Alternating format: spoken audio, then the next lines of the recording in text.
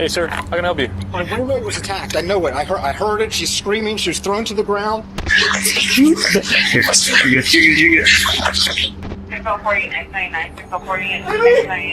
Sir, come here. This man just led police to a dead body. The victim, Amy Harwick, a celebrity sex therapist, was found lying unconscious under her third-story balcony. Officers were immediately suspicious of Amy's roommate, Michael Herman. Hey, can I see your hands? Yeah. That's where I poked it on the climbing over the fence. Oh, okay, got it. What do you think here? I don't know, dude. Something's off. He might be a suspect because he's got blood. The blood on Michael's hands and the signs of struggle found inside Amy's bathroom made it clear that this was a crime scene, and Michael is the prime suspect. Do you still hear screaming? I still heard screaming when I was leaving. I yelled up there, "Hey, mother!" Because I wanted her to think I was coming upstairs, so maybe he'd stop and run. However, detectives began to have doubts. The further they investigated, the clearer it became that there was more to this crime than meets the eye. And as they dig deeper, they uncover that Amy had a history of troubled relationships and many people had it out for her. But one relationship stood out from the rest. One that was plagued with stalking, violence, and abuse, leaving disturbing clues that would lead detectives to one deranged killer.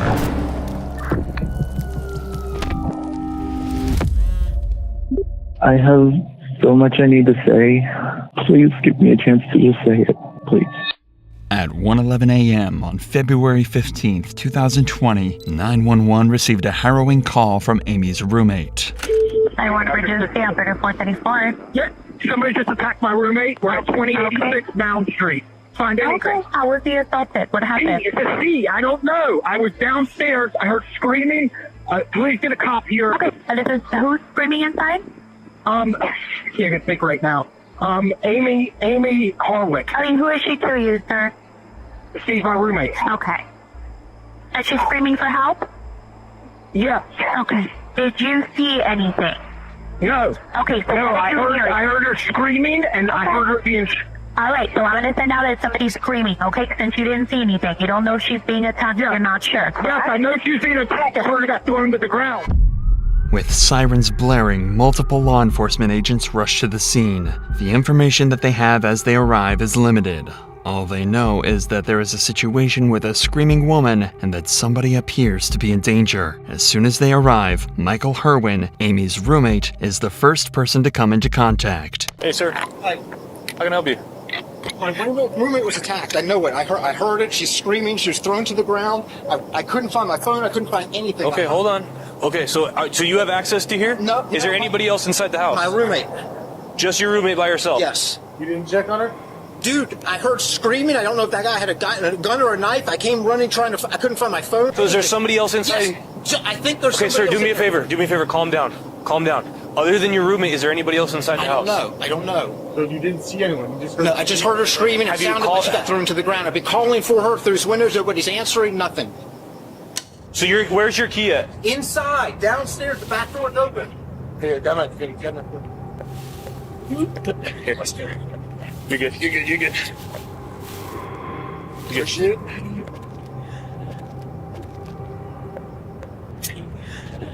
$6-8-15 advises the responding units that we had to hop the fence. We're going to be at the rear of the location.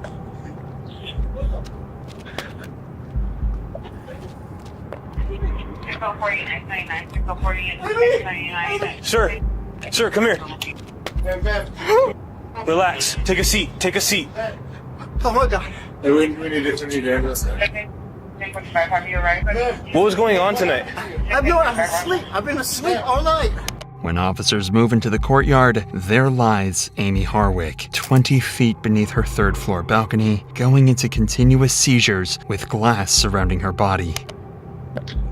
Bro, she's having a seizure. Oh, Jesus. Amy lived in a relatively safe area in Hollywood Hills and was a well-known family and marriage therapist, so her home being broken into was unusual, and whoever did it made sure she had a painful death. She was thrown off her balcony, resulting in several serious injuries. The trauma to the head was so severe that it had resulted in a subgaleal and a subdural hemorrhage, sending her into continuous seizures. Not only that, but her neck showed signs that she had been strangled before falling off her balcony. Even though Amy started receiving urgent care, this situation was far from over. Not knowing whether the assailant is still in the house, officers began to breach and clear the ground floor. Do you know if there's anybody else inside the house? I don't. Oh my God. What happened to you? Anyone else inside? This is the LAPD. Come out with your hands up. Hey, somebody pat him down, please. Hey, stand up. He might be a because he's got blood. Probably on my couch. Anyone else inside? This is the LAPD. Come out with your hands up. Gotcha. Alright, so you guys can move up in unison. Yeah. Ready? On you guys. Just hold it. They're gonna move up in unison. You're good, Pascal. Whenever you guys are ready, go ahead. Go back in. Alright, I got an open room. There's a balcony to the top. Alright. Got couches. Looks like a kitchen to the right. Unfortunately, the one responsible for Amy's condition has managed to escape, and as cops make their way through the home, they notice that everything is organized and spotless, besides a few areas of interest. It's sticky. Beads. This is urine. Urine? But none of the bathroom. Amy's bedroom was a mess, with the covers thrown off and a pool of urine in the connecting bathroom. Often, when a victim is strangled, it results in the involuntary loss of bowel control. Moreover, officers would discover something strange. Right on the balcony from where Amy fell, a syringe filled with nicotine had fallen to the ground. So there's a loaded syringe on this right here. Extreme doses of nicotine like the one found in this syringe act as a poison, causing organs in the body to fail and slowly kill an individual as they suffer from vomiting, nausea, diarrhea, and severe abdominal pain. Strangely enough, these types of drugs were never even present in the home, and even if they were, Amy would never take them, as her roommate explains. A loaded syringe, so... Sir, do you know her history of drug use? She's sober. She doesn't drink it. She didn't even drink. She doesn't drink. She doesn't even drink. She's sober. So nobody in this house is doing drugs? I smoke pot and stuff, yeah. Okay, what do you mean and stuff? Well, I smoke pot. And That's it? Shrooms every now and then. Yeah. Okay, so she's sober completely? She's sober completely. How sure of that are you? I'm positive. I'm absolutely sure. I don't know, dude. Something's off. Dude, that rig is loaded completely. Yes, it hasn't been used yet. It hasn't been used. Hey, can I see your hands? Yeah. That's where I poked it on the climbing over the fence. Oh, okay, got it. So what about this one here? I don't know what that is. I guess from the fence too. Can you pull your sleeve back on this one right here? Oh no, on this one right here. This one. Can you flip it for me? Can you do me a favor? Look up. Can you pull your shirt down a little bit? Sure. It's really like shady. This whole thing's very weird. And then did you see that?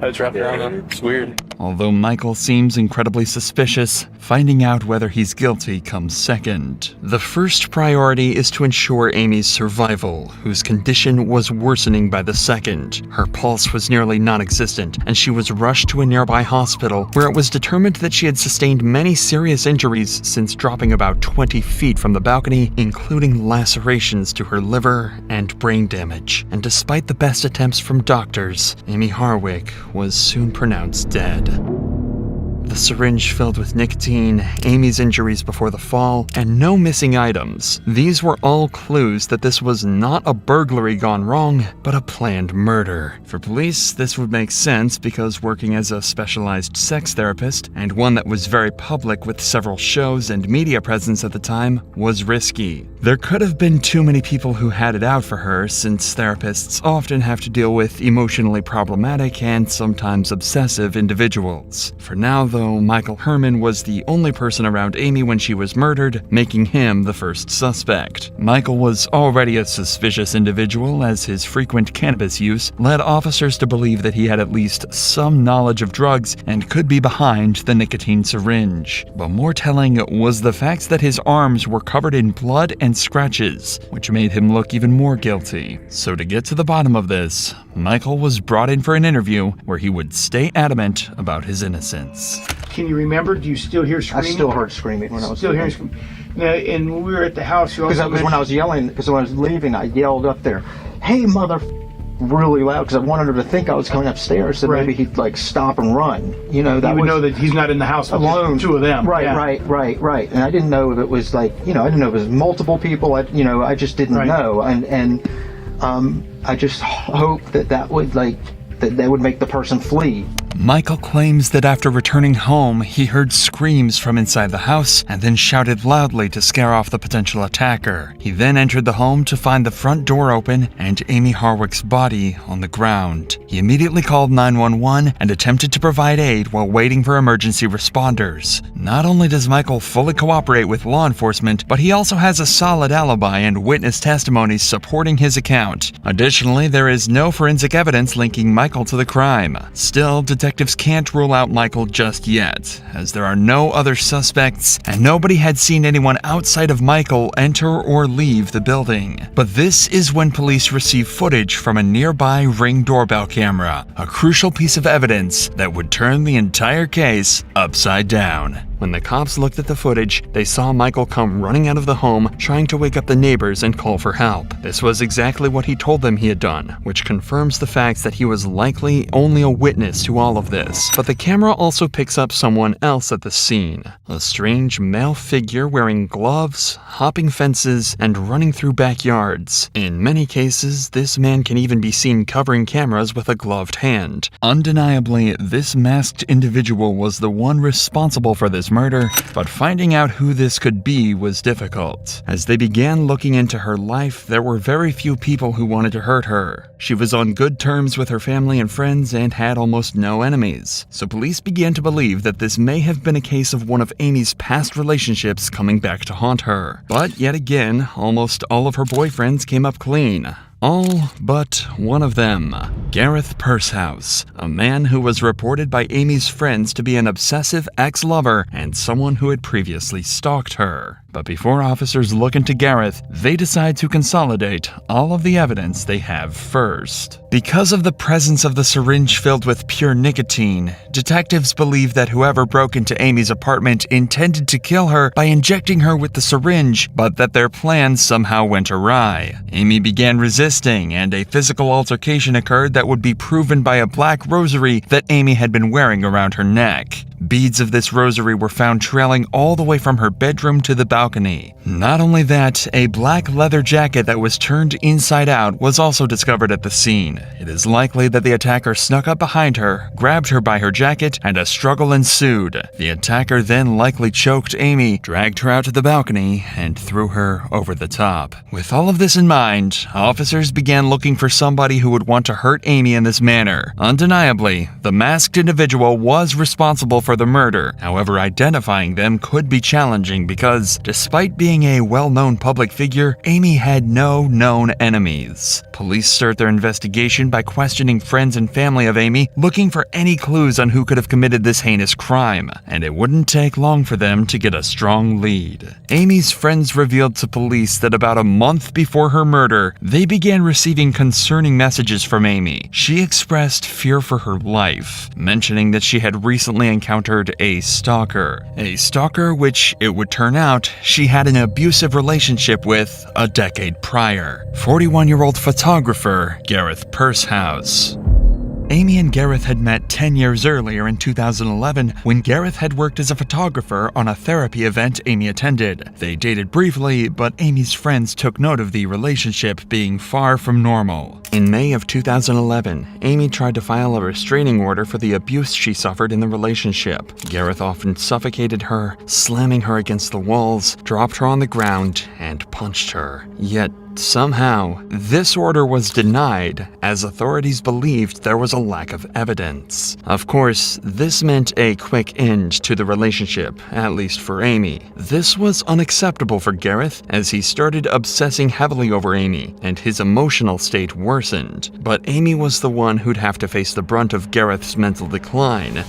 In the months after the breakup, weird occurrences began happening at Amy's residence. She would walk into her home to find picture frames were smashed.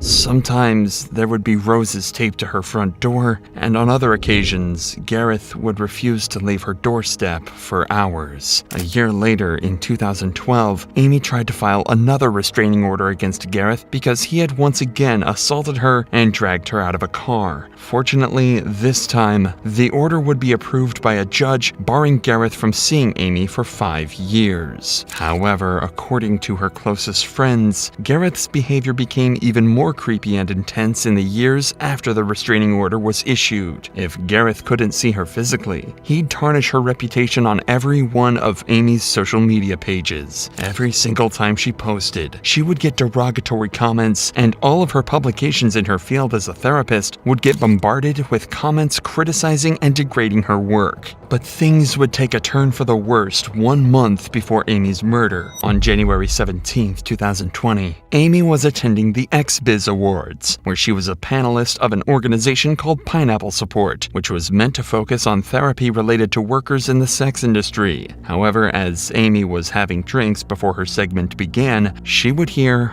a familiar voice, Gareth's voice, who was working as a photographer at the event. At this point in time, Amy had not seen Gareth in nearly a decade, yet he would approach Amy, angry and upset, saying that she ruined his life. One of Amy's friends would outline what the two talked about as Amy called him for help. The first phone call, when she called, I couldn't hear. It was a lot of loud commotion. It was chaotic, so I couldn't understand, and I hung up.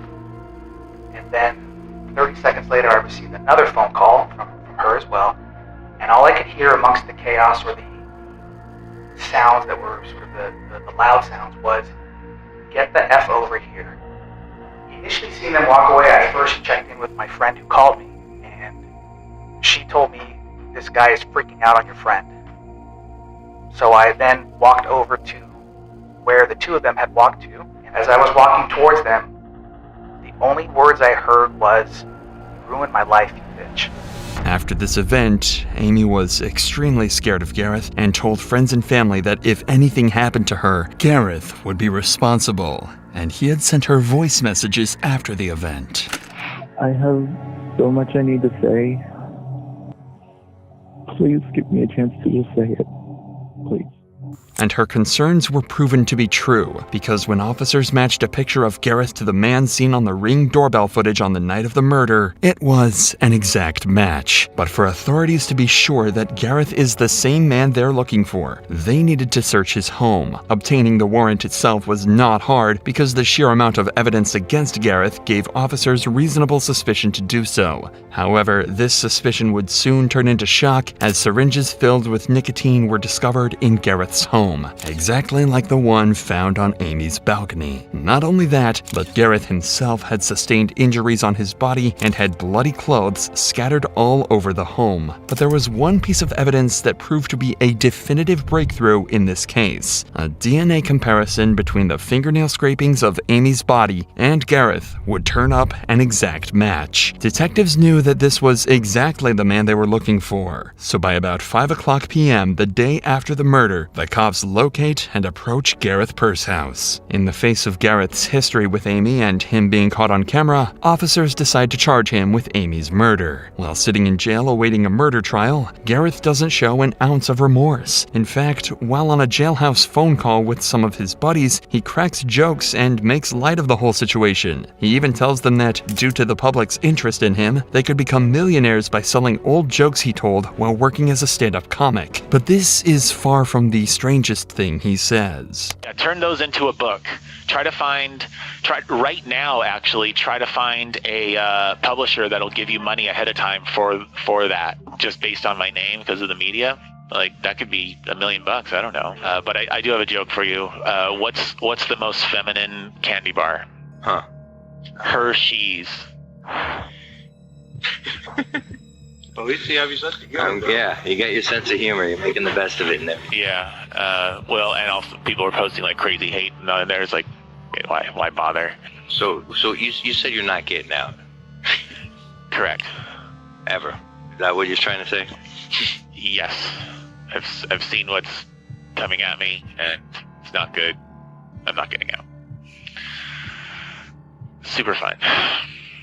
Gareth Pursehouse has made it very clear that he believes he is going down for Amy's murder, and he has completely accepted that. One could likely assume that if this man were not truly guilty of this horrific crime, he would not be speaking this way. Despite this, Gareth was bonded out of jail before his trial began, but Gareth was certainly panicking, because right after he was released on bond, the first place he visited was Los Angeles International Airport to escape the country. Normally, a person who has their bond posted is not allowed next to any airports or borders to prevent them from leaving the country, and if they're found doing so, they're arrested immediately and given no chance for a second bond. Exactly what would happen to Gareth as he was arrested once more.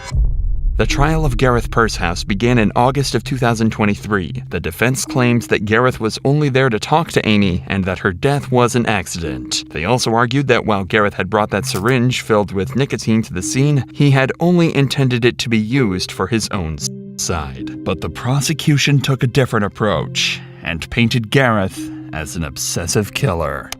She rejected his advances. She cut off all contact. And to punish her for that, he broke into her house on Valentine's Day. He broke in there with a syringe loaded with a lethal dose of nicotine. The prosecution's argument was solid. However, they had a major point that they would have to prove if they wanted to get a guilty verdict. That point was that Gareth came to Amy's apartment on the evening of February 15th, 2020 with the intention of killing her, not just to have a conversation, as the defense alleged. The defense also suggested that Amy may have ended up on the concrete below the balcony while attempting to get away from Gareth out of fear. One likely scenario for how Miss Hardwick came to rest where she lived in the patio is that she comes home, encounters Mr. Pursehouse.